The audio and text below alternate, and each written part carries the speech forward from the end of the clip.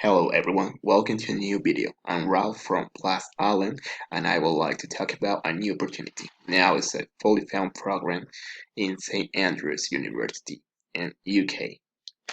And well, this is the important information. This is a fully found program in computer science and now it's open for international students. This scholarship allows a PhD level in computer science taught in St. Andrews, UK, and the deadline is 30th June 2020. The important information is there is no restriction for nationality and domicile, and the degree must start in 2021. Now I will show you the website of St. Andrews where you can find all the information about, for example, prior description, the eligibility. There is no restriction as I told you before.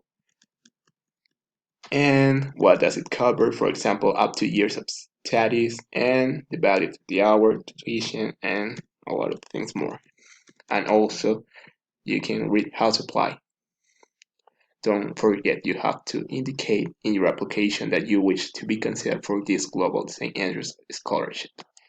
And I will post the link at the end of this video in the description. And well, that's it.